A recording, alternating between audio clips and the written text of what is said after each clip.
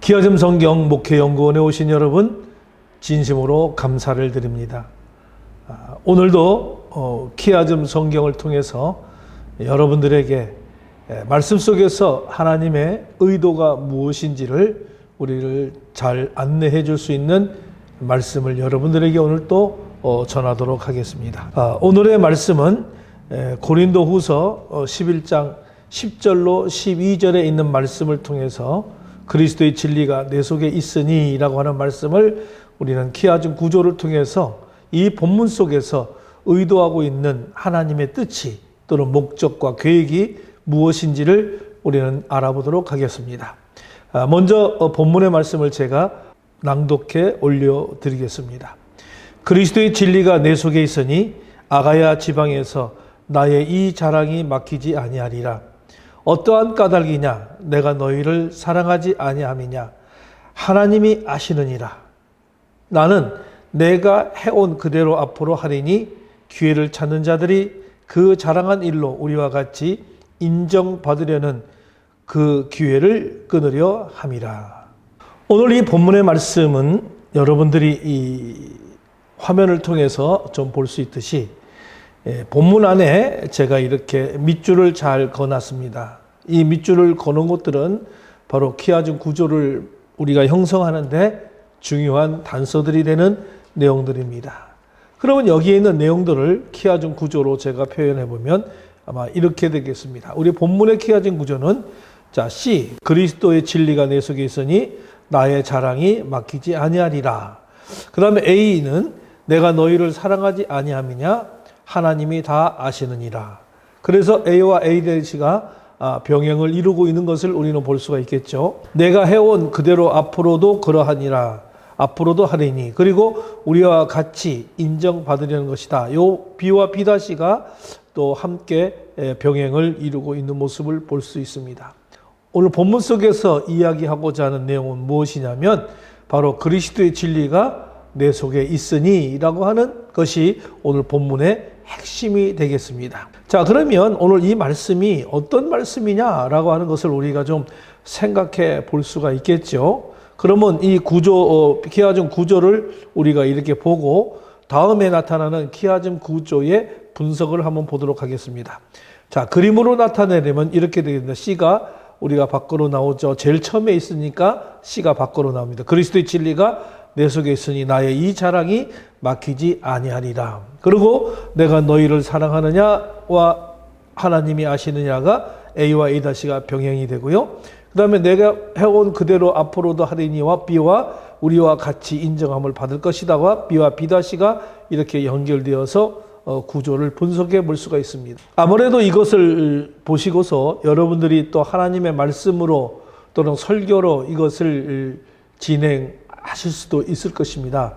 그러면 설교를 진행할 때는 요 C가 바로 핵심이기 때문에 여기에서 바로 이 제목을 찾을 수가 있고요. 그 다음에 여 전체에 대한 내용들의 서론으로 이 전체에 대한 내용을 이야기를 해드리고 그 다음에 주제로서 A와 A-, B와 B-가 그 주제로서 이야기되어집니다. 그러면 여기서 A와 A-가 바로 이 병행일 경우에 바로 병행이라고 하는 것은 동의적 개념을 이야기합니다. 그러면 동의적 개념으로 이야기할 때는 A와 A-를 똑같이 우리가 보면서 설명을 같이 해주면 되고 두 번째 주제로서는 B와 B-가 됩니다. B와 B-도 동의적인 주제가 되고 또 병행을 이룬다면 B와 B-도 하나의 주제로 이야기를 설명해 드릴 수 있습니다.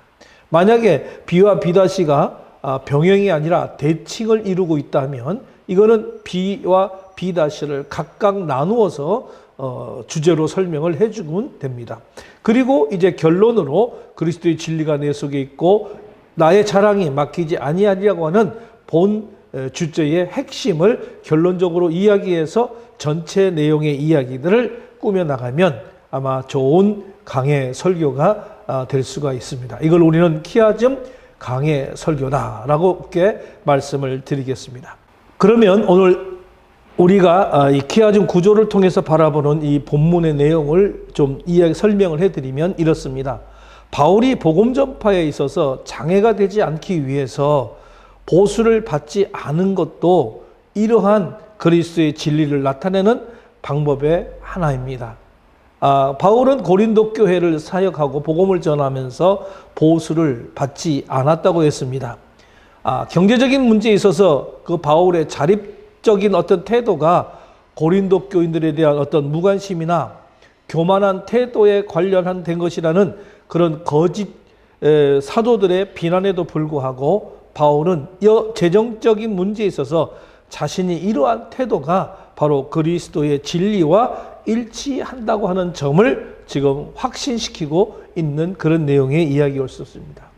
자, 이러한 확신 가운데 있었던 바울은 자신에 대한 온갖 중상모략에도 불구하고 자신의 이 자랑이 막히지 않을 것이다 라고 오늘 본문에서 언급하고 있는 것이죠. 그래서 바울은 고린도를 포함한 아가야 지방에서 무보수로 복음을 전할 것을 그런 자랑으로 여기고 있으면서 그의 자랑하고 있는 것이 결코 멈추지 않을 것이라고 하는 사실을 본문에서 나타내고 있습니다. 자, 과연 바울이 고린도 교회 그 교인들의 재정 지원이나 원조를 받지 않은 것이 이 고린도 교인들에 대한 어떤 무관심하거나 사랑이 없어서가 아닌가? 바울은 이러한 말도 안 되는 논리가 고린도 교회에 침투한 그런 거짓 사도들로부터 제기되어서 중상모략이라고 하는 점을 간파하고 단호하게 하나님이 아시느니라 이렇게 말을 하면서 그 바울의 심장 가운데 터져나오는 절규로서 거짓 사도들의 주장이 터무니없다는 것을 드러내고 있습니다. 사도 바울이 고린도 교회를 잘 세워놨지만 거짓 교사들이 들어와서 자비량으로 교회를 섬기고 사례비도 받지 아니하고 열심히 한 바울에게 이것은 바로 고린도 교인들을 사랑하지 않는 것이라고 하는 증표다 때문에 거짓 교사들이 이 사도 바울은 가짜다라고 그렇게 이야기하는 것이죠. 여기에 대해서 사도 바울이 자기의 변론을 하고 있는데 정말 가슴에서 터져나오는 절규를 하고 있는 모습이에요. 바울은 구차한 논증이나 설명을 통해서가 아니라 오늘 전지전능하신 하나님께 맡겨버림으로 해서 이 문제를 해결하고자 하는 거예요. 그래서 여기에서 하나님이 아신다라고 그렇게 표현을 하고 있습니다. 하나님이 아신다는 말은 모든 사람의 마음을 살피시는 하나님이 자신을 진정을 아시기 때문에 자신이 고린도 교인들을 사랑하는 사실에 대해서 증인이 될 수 있음을 지금 피력하고 있는 것입니다. 사도 바울은 사도행전에서 유대 제사장들과 재판관들이 사도 바울을 죽이기 위해서 재판에 회부했을 때도 그는 그렇게 변론을 했습니다. 자기는 신앙의 양심을 조금도 속인 바가 없다. 그렇게 해서 그 빌라도 법정에서 재판에서 사도 바울은 승리를 할 수가 있었던 것이죠. 이렇게 바울이 자기의 선교 원칙을 강하게 밀고 나가려고 하는 데는 바로 이 거짓 교사들과 관련이 되어 있다는 것을 나름 목적을 가지고 있었던 것이죠. 바울의 이 무보수로 계속 일할 것을 다짐하는 것은 오늘 거짓 교사들로 하여금 자신들과 같이 무보수로 일하게 하려고 하는 것이 아니라 그의 바울 일행과 같이 진실한 일꾼이라고 주장할 기회를 끊어버리기 위해서 그렇게 하는 것입니다. 바울은 그러한 그들의 의도를 차단하게 버리기 위해서 무보수로 자비량 선교 사역을 계속할 것을 사도 바울은 굳게 다짐하고 있는 내용이 오늘 고린도후서 11장 10절로 12절의 말씀입니다. 그러면 오늘 여기서 핵심적인 내용은 이것이죠. 그리스도의 진리가 내 속에 있으니 라고 하는 말이 오늘 핵심적인 진리입니다. 자, 바울 사도는 자신 안에 항상 그리스도의 진리가 있다라고 하는 것을 이야기하고 있는 거죠. 자, 여기서 우리는 좀 유심히 우리는 좀 봐야 될 단어들이 있습니다. 있으니라고 하는 말을 보게 되면 있으니라는 말은 원어상으로는 에스틴이라고 이렇게 이야기를 합니다. 이 에스틴은 존재하다라고 하는 의미를 가지고 있으면서 이 말은 현재 시제로 사용되었습니다. 다시 말씀드리자면 시간을 초월해서 바울에게 그리스도의 진리가 항상 자기 가슴 속에는 존재하고 있다는 것을 나타내주는 단어가 되겠죠. 그래서 바울의 사역은 항상 예수 그리스도의 진리를 나타내는 그런 사역이었다는 것을 우리는 알 수가 있습니다. 두 번째 우리가 봐야 될 단어는 뭐냐면 진리라고 하는 것입니다. 이 진리가 무엇입니까? 진리라는 말을 우리가 헬라어로 말하면 알레데이아라고 그렇게 얘기했습니다. 이 알레데이아라고 하는 말은 숨기지 않는다 또는 진실 또는 진리 이런 의미가 있어요. 우리가 성경에서 이 진리라고 하는 말은 구원에 이르는 절대 진리를 가리킬 때 주로 이 단어 알레데이아를 사용을 합니다. 그러나 오늘 본전에서는 좀 다르게 사용하고 있다는 것을 우리가 좀 알아야 됩니다.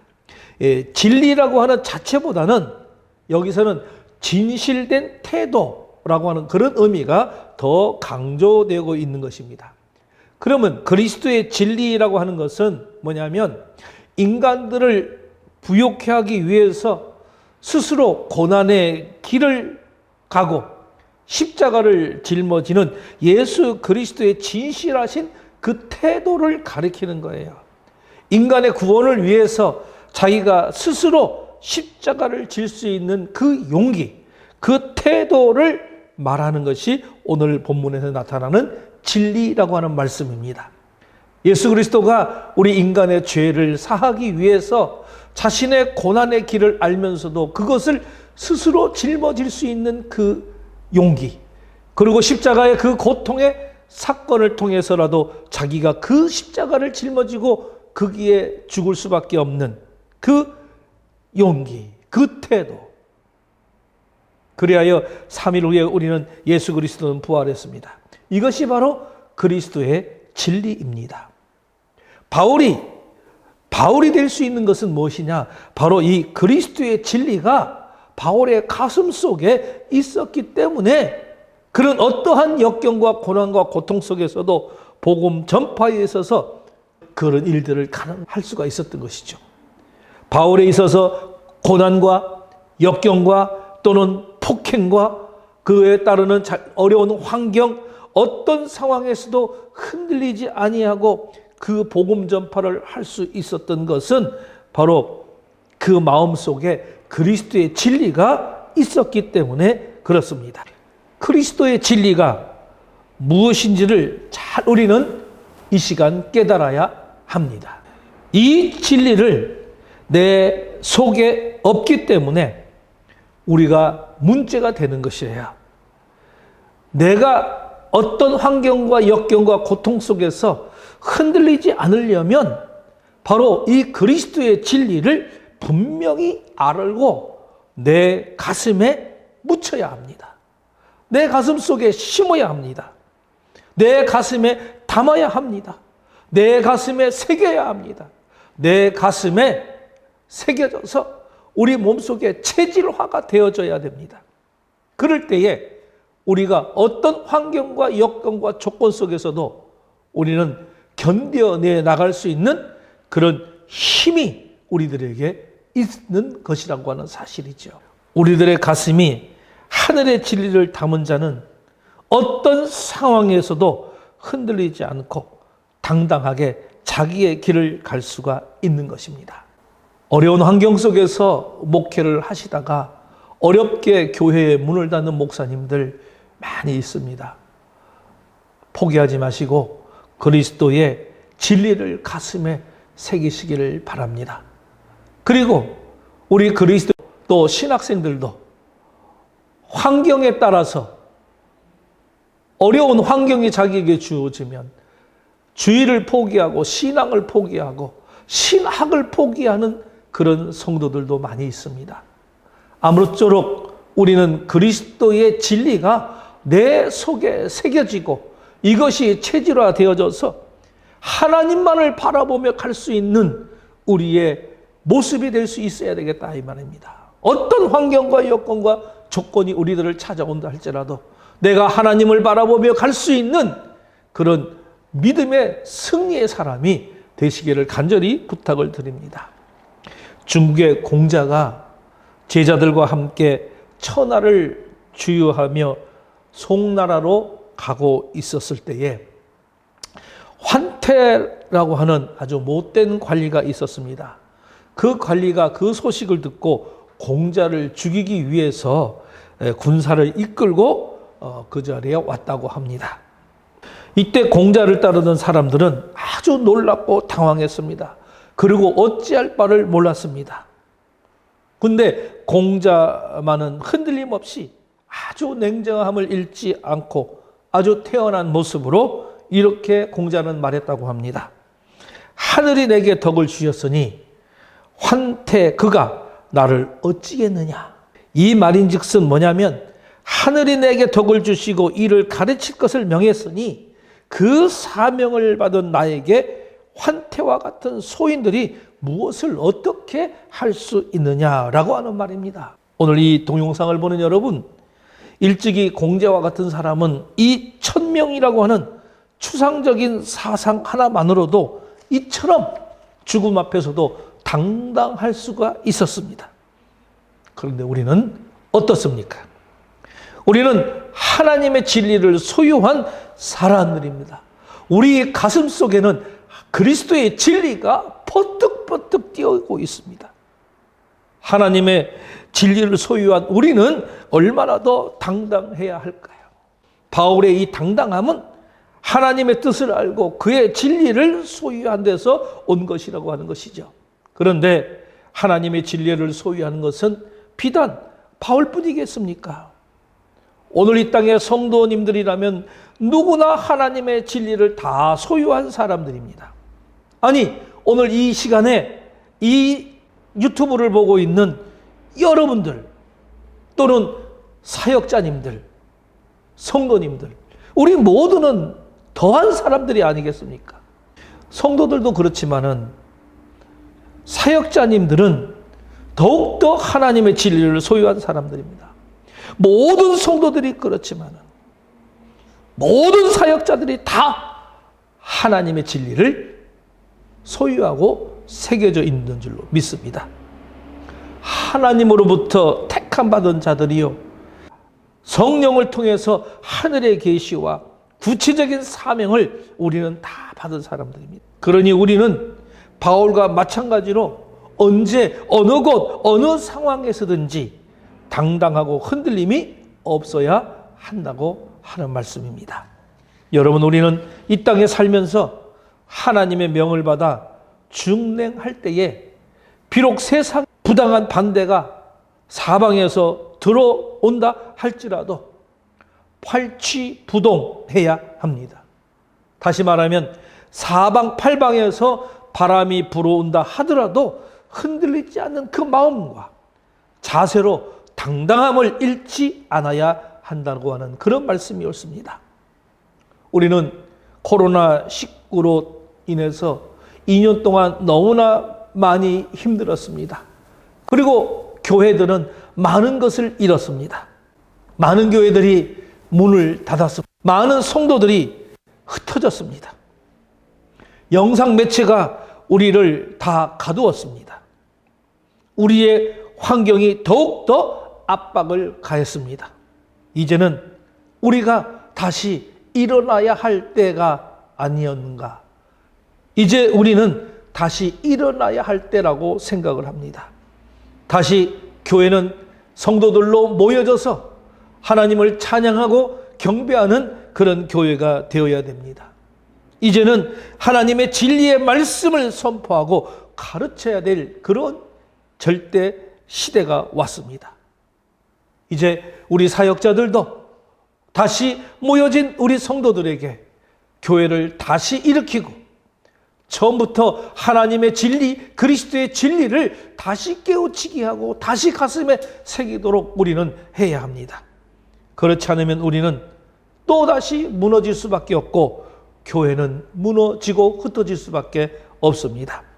바울처럼 진리와 사명을 가슴에 품은 그런 성도들답게 더욱 견고하고 용기 있는 모습으로 우리의 사명과 진리를 견지함으로 인해서 선한 싸움 마치고 이제는 승리의 면류관을 받는 우리 모든 성도가 되시기를 바랍니다. 그리고 모든 교회가 되시기를 간절히 부탁을 드립니다.